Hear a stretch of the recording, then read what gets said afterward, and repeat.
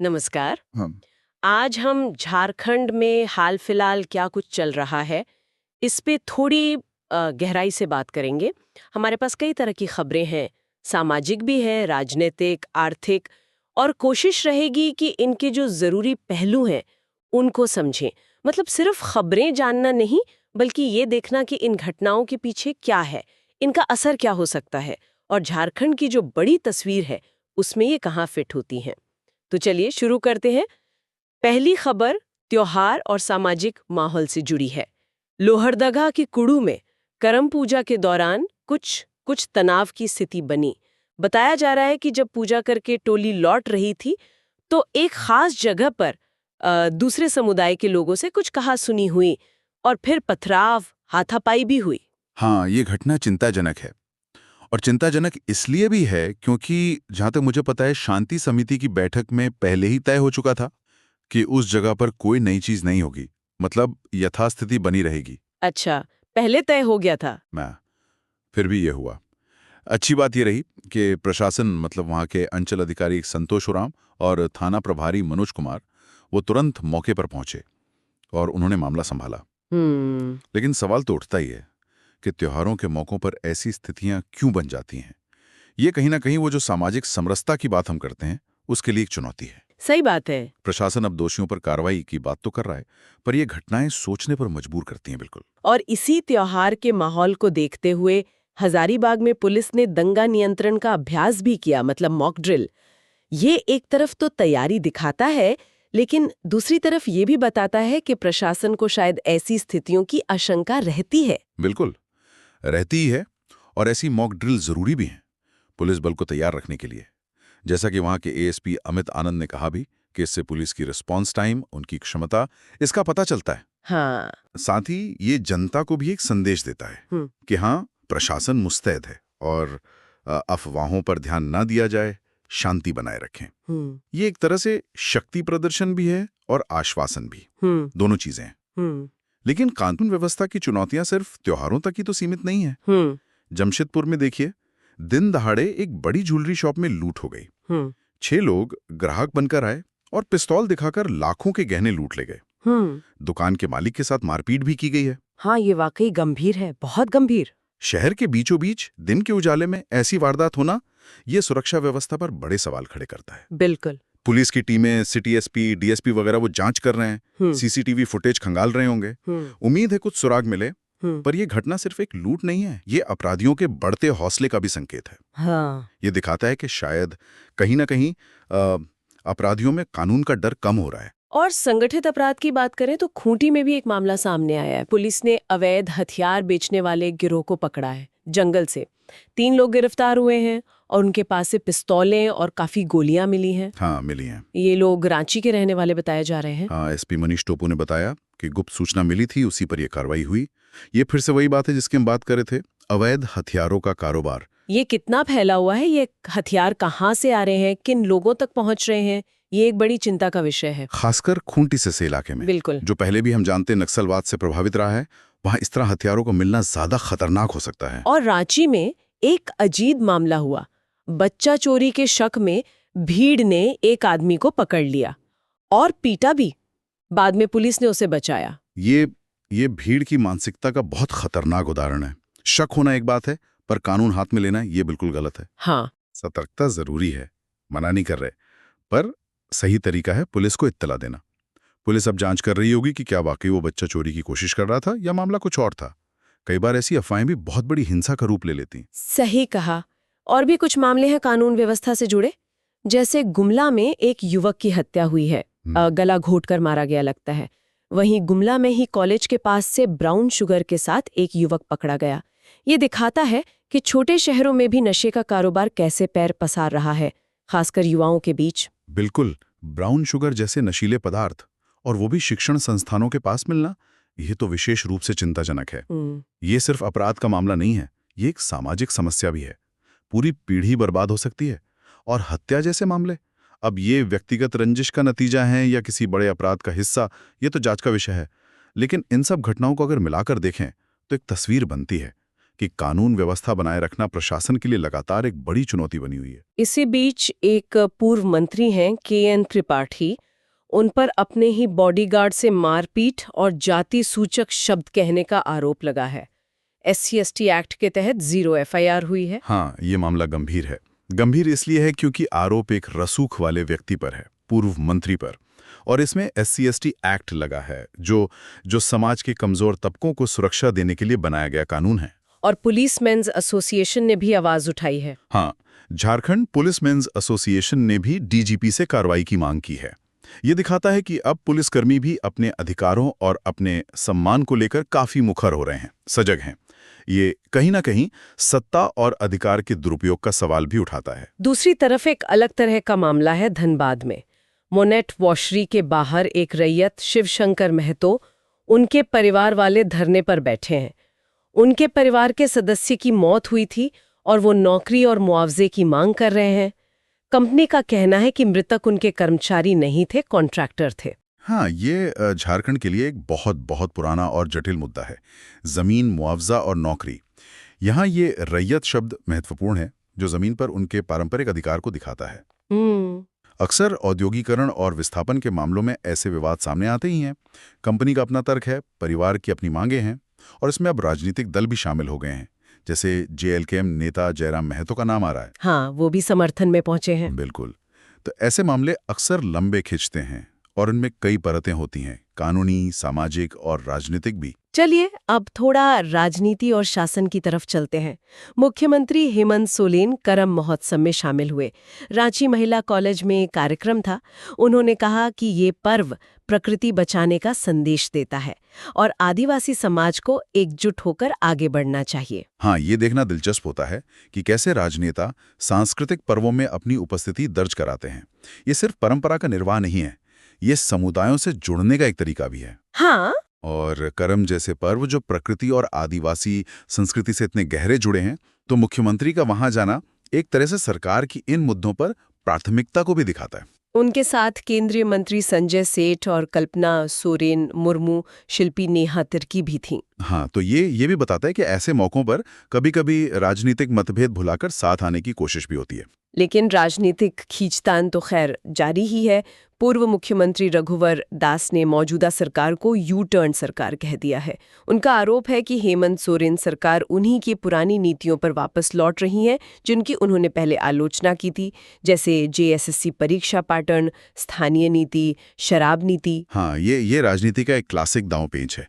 विपक्ष हमेशा सरकार पर नीतिगत अस्थिरता का या U-टर्न लेने का आरोप लगाता है। यहाँ जैसे JSSC परीक्षा पैटर्न, स्थानीय नीति, शराब नीति जैसे मुद्दों का जिक्र है। ये बहस इस बात पर भी रोशनी डालती है कि क्या नीतियाँ वाकई विचारधारा पर आधारित होती हैं या फिर प्रशासनिक ज़रूरतें और ज़मीनी हकीकत वो सरकारों को अपने फैसले बदलने पर मजबूर करती हैं। ये एक बड़ा सवाल है। एक और मामला है जो राजनीतिक गलियारों में काफी गूंज रहा है। वो प्रधानमंत्री मोदी की मां पर कथित आपत्तिजनक टिप्पणी से जुड़ा है। बीजेपी महिला मोर्चा ने राज्यपाल संतोष कुमार गंगवार से शिकायत की है और उन्होंने अपने प्रदर्शन के दौरान पुरुष पुलिसकर्मियों द्वारा बल प्रयोग का आरोप भी लगाया है। देखिए, राजनीति में व्यक्तिगत हमलों की हमेशा निंदा होनी चाहिए, किसी पर भी हो। ये मामला अब संवैधानिक संस्था यानी राजभवन तक पहुंच गया है। राज्यपाल से शिकायत करना एक स्थापित प्रक्रिया है। हाँ, साथ ही प्रदर्शन के दौरान पुलिस कार्रवाई पर सवाल उठाना वो भी लोकतांत्रिक अधिकार है। अब देखना होगा कि इस पे क्या जांच होती है, क्या रिपोर्ट आती है। ये घटनाएं दिखाती हैं कि राजनीतिक आरोप प्रत्यारोप कितने संवेदनशील हो सकते हैं। उधर एक और मामला है सोरेन हेम्ब्रम का। उसमें मानवाधिकार आयोग ने गोड्डा के DC और SP से 4 हफ्ते में रिपोर्ट मांगी है।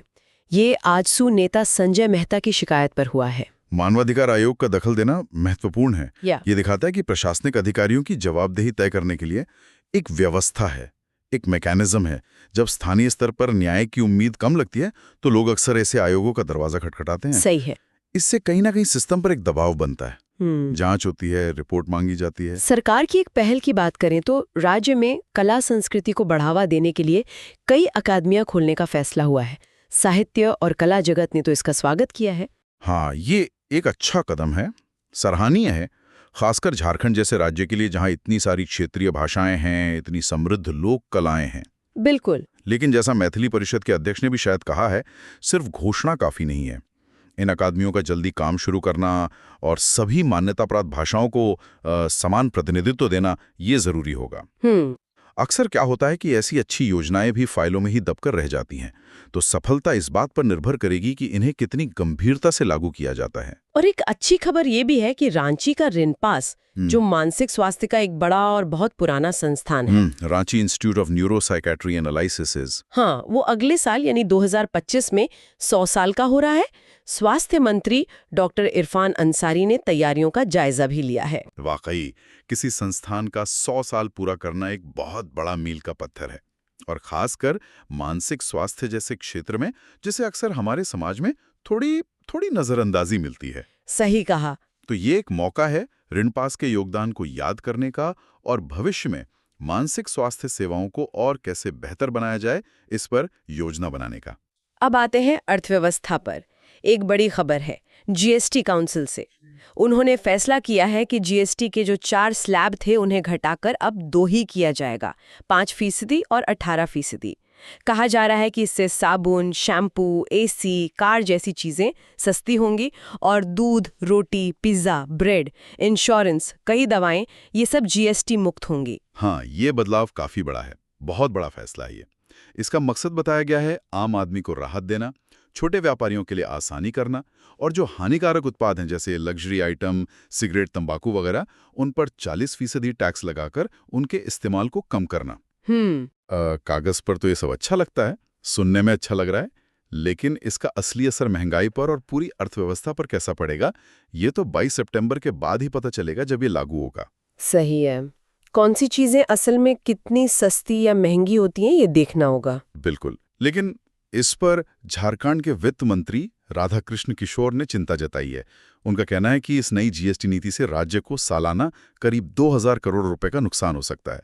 उन्होंने केंद्र से इसकी भरपाई की मांग भी की है। ये मुद्दा बहुत अहम है झारखंड के लिए। जी हाँ। झारखंड जैसे राज्य जो उत्पादन यानी मैन्युफैक्चरिंग और खनन यानी माइनिंग पर ज्यादा निर्भर है, उन्हें जीएसटी लागू होने के बाद से ही राजस्व का नुकसान झेलना पड़ा है, क्योंकि जीएसटी मूल रूप से उपभोग आधारित टैक्स है, कंजम्पशन बेस्ड। अच्छा। पहले राज्यों को कुछ सालों तक कॉम्पनसेशन मिलता था केंद्र से, वो अब बंद हो गया है। अब अगर इस नए स्लैब सिस्टम से और नुकसान होता है तो जाहिर है राज्य की वित्तीय हालत पर असर पड़ेगा। हाँ, पड़ेगा। ये केंद्र राज्य के जो वित्तीय संबंध हैं उसका भी एक पेचीदा पहलू है। राज्यों के राजस्व की चिंता जायज है। स्थानीय स्तर पर देखें तो धनबाद में ऑटो और टोटो चालकों के लिए कुछ नए नियम लागू किए गए हैं। ऑटो के लिए खाकी और टोटो के लिए नीली ड्रेस, पंजीकरण भी जरूरी कर दिया है। और एक नियम ये भी है कि बिना हेलमेट पेट्रोल नहीं मिलेगा। हाँ, ये शहर के ट्रैफिक को मुनज़्ज़म करने की, रेगुलेट करने की कोशिश लग रही है। ड्रेस कोड से पहचान आसान होगी, पंजीकरण से अवैध परिचालन रुकेगा शायद, और जल्दी ही रूट भी तय किए जाएंगे, ऐसा सुनने में आया है। इससे जाम कम हो सकता है। उम्मीद तो यही है। लेकिन देखिए, ऐसे नियम अक्सर लागू करने में मुश्किल होते हैं। क्या सभी चालक इनका पालन करेंगे? क्या प्रशासन लगातार सख्ती बरत पाएगा? ये देखने वाली बात होगी। और धनबाद से ही एक और खबर। सीबीआई ने बीसीसीएल के 2 कर्मचारियों को रिश्वत लेते पकड़ा है। अच्छा? हाँ, एक क्लर्क है राजकुमार सिंह और एक ऑपरेटर राम आश्रय गड़े। ये लोग एक रिटायर्ड कर्मचारी से उसके रिटायरमेंट के कागज आगे बढ़ाने के लिए सिर्फ 700 रुपए की रिश्वत मांग रहे थे। 700 रुपए? ये रकम भले ही छोटी लगे, लेकिन ये दिखाता है कि भ्रष्टाचार किस हद तक, किस लेवल तक फैला हुआ है, कि छोटे छोटे बिल्कुल जायज कामों के लिए भी आम आदमी को कैसे परेशान किया जाता है, उनसे पैसे मांगे जाते हैं, वो भी बीसीसीएल जैसी बड़ी सरकारी कंपनी में। हाँ, और भी चिंताजनक बात है ये। सीबीआई की कार्रवाई तो सराहनीय है, उन्होंने पकड़ा, लेकिन सवाल ये भी उठता है कि ऐसे कितने मामले होंगे जो पकड़ में ही नहीं आते होंगे। सही बात है। अब कुछ सामाजिक मुद्दे और स्वास्थ्य से जुड़ी खबरें देख लेते हैं। गढ़वा के धुरकी प्रखंड में डायरिया से एक ही परिवार के 2 लोगों की मौत हो गई है और कई लोग बीमार हैं। ओह, ये बहुत दुखद है, बहुत ही दुखद।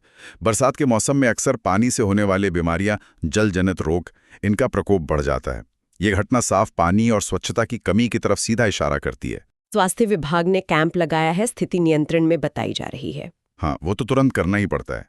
ये अच्छी बात है कि विभाग ने तुरंत हस्तक्षेप किया, पर ऐसी त्रासदियों को रोकने के लिए स्थायी समाधान चाहिए, जैसे पीने के साफ पानी की पक्की व्यवस्था, बेहतर साफ सफाई, जागरूकता और गढ़वा से ही एक और परेशान करने वाली तस्वीर सामने आई है। वहाँ कल्याण विभाग द्वारा जो आदिवासी छात्रावास चलाया जाता है उसकी हालत बेहद जर्जर है। छत से प्लास्टर गिरता है, बारिश में पानी टपकता है, बिजली की वायरिंग खतरनाक स्थिति में है। छात्र बता रहे हैं कि वो जान जोखिम में डालकर रहने को मजबूर है। ये तो सरकारी लापरवाही का एक जीता जागता भयानक उदाहरण है। जिन गरीब आदिवासी बच्चों को पढ़ने के लिए एक सुरक्षित अच्छा माहौल मिलना चाहिए, उन्हें ऐसी खतरनाक जगह पर रहना पड़ रहा है। डीसी दिनेश यादव ने जांच और सुधार का आश्वासन तो दिया है। आश्वासन मिला है, ठीक है, लेकिन सवाल यह है कि इतने समय तक इस पर ध्यान क्यों नहीं दिया गया। छात्रों की शिकायतें तो बता रही हैं कि समस्या लंबे समय से है। ये दिखाता है कि योजनाएं बनाना एक बात है और उन्हें सही ढंग से लागू करना, उनका रख रखाव करना, ये बिल्कुल दूसरी बात है। इन चिंताओं के बीच एक अच्छी बात ये रही कि पूरे झारखंड में कर्मा महोत्सव की धूम रही। प्रकृति, भाई बहन के रिश्ते और सामुदायिक आस्था का ये पर्व पारंपरिक तरीके से मनाया गया। अखरा में यानी गांव के सामुदायिक स्थल पर पारंपरिक नृत्य, गीत और पूजा अर्चना हुई। हाँ, कर्मा जैसे पर्व झारखंड की सांस्कृतिक जान है, आत्मा है। ये सिर्फ मनोरंजन नहीं है, ये समुदाय को जोड़ने का, अपनी परंपराओं को जीवित रखने का और प्रकृति के प्रति सम्मान जताने का एक बहुत महत्वपूर्ण माध्यम है। बिल्कुल। ये उस सामाजिक ताने बाने को मजबूत करते हैं जिसकी हम शुरू में बात कर रहे थे, जो लोहरदगा जैसी घटनाओं से कमजोर होता दिखता है। लेकिन सामाजिक मुद्दों में एक और पहलू भी है। पलामू में नई शराब दुकानों के खुलने का विरोध हो रहा है। हरिहरगंज के पथरा गांव में और शहर के बेलवाटिका चौक पर भी लोगों ने विरोध जताया है। उनका कहना है कि इससे सामाजिक माहौल बिगड़ेगा, युवाओं पर बुरा असर पड़ेगा। ये भी एक आम समस्या है जो अक्सर देखने को मिलती है। सरकार राजस्व बढ़ाने के लिए शराब बिक्री को शायद बढ़ावा देना चाहती है। उत्पाद शुल्क से आमदनी होती है, लेकिन स्थानीय लोग, खासकर महिलाएं, अक्सर इसका विरोध करती हैं। हाँ, करती हैं। क्योंकि उन्हें लगता है कि इससे घरेलू हिंसा बढ़ेगी, अपराध बढ़ेंगे, युवाओं में नशे की लत लगेगी। ये फिर वही बात आ गई, विकास, राजस्व और सामाजिक सरोकारों के बीच संतुलन कैसे साधा जाए, ये एक और चुनौती है। आखिर में कुछ दुर्घटनाओं की खबरें भी हैं, दुखद खबरें हैं। लातेहार में NH39 पर ट्रैक्टर और चैसे की टक्कर हुई। एक मजदूर विनोद उरांव की मौत हो गई। एक महिला मजदूर रेशमी देवी गंभीर रूप से घायल हैं। चैसिस चालक फरार हो गया। हिट एंड रन, राष्ट्रीय राजमार्गों पर भारी वाहनों से दुर्घटनाएं और चालकों का फरार हो जाना, ये सड़क सुरक्षा के लिए बहुत गंभीर चिंता का विषय है। जमशेदपुर के मांगो में एक ट्रू वैल्यू यार्ड में बैटरी बदलते समय शॉर्ट सर्किट से एक कार में आग लग गई। खैर, दमकल ने समय पर काबू पा लिया। ये घटना दिखाती है कि वाहनों के रख रखाव के दौरान, खासकर ऐसी जगहों पर जहां कई वाहन हों, सुरक्षा सावधानियां कितनी जरूरी हैं। गुमला के बिसुनपुर में एक कार पेड़ से टकरा गई। 6 लोग सवार थे, 3 गंभीर रूप से घायल हो गए। सड़क दुर्घटनाओं की एक और घटना सुरक्षित ड्राइविंग और बेहतर सड़कों की जरूरत पर जोर देती है। गुमला के भरनो थाना क्षेत्र में एक और दुखद हादसा हुआ। मिट्टी की दीवार गिरने से 45 साल के लीचा उरांव की मौत हो गई। वो घर में खाना खा रहे थे जब ये हुआ। ओह, जर्जर मकान, खासकर मिट्टी के बने घर, बरसात के मौसम में बहुत खतरनाक हो सकते हैं। ये दुखद घटना सुरक्षित आवास की जरूरत को उजागर करती है। और बोकारो में GSLPS के एक फील्ड कोऑर्डिनेटर विकास चटर्जी की इस सड़क हादसे में मौत हो गई। किसी अज्ञात वाहन ने टक्कर मार दी। परिजनों ने फिर मुआवजे और नौकरी की मांग को लेकर NH जाम भी किया। हिट एंड रन के मामले अक्सर पीड़ितों के परिवारों के लिए न्याय और मुआवजे की लड़ाई को बहुत मुश्किल बना देते हैं। अधिकारियों ने नियमानुसार सहायता के आश्वासन दिया है, लेकिन ये प्रक्रियाएं अक्सर लंबी और जटिल होती हैं। तो ये थीं झारखंड से जुड़ी कुछ अहम खबरें और उन पर हमारी थोड़ी बातचीत। हमने देखा कि कैसे कानून व्यवस्था, राजनीति, अर्थव्यवस्था और सामाजिक मुद्दे, ये सब कहीं ना कहीं एक दूसरे से जुड़े हुए हैं। बिल्कुल, और इन सब को अगर एक साथ रख के देखें तो वही सवाल फिर सामने आता है जिसके इर्द गिर्द शायद हमारी पूरी चर्चा घूमती रही। वो सवाल है संतुलन का। विकास की भागदौड़, सरकारी नीतियां और लोगों की जो रोजमर्रा की जिंदगी है, उनकी सुरक्षा है, उनकी परंपराएं हैं, इनके बीच संतुलन कैसे बने। लोहरदगा जैसी घटनाएं सामाजिक शांति को भंग करती हैं, तो कर्मा जैसे पर्व उसी शांति और जुड़ाव का प्रतीक हैं। धनबाद में नौकरी और मुआवजे का संघर्ष है, तो दूसरी तरफ GST से राज्य के राजस्व का गणित है।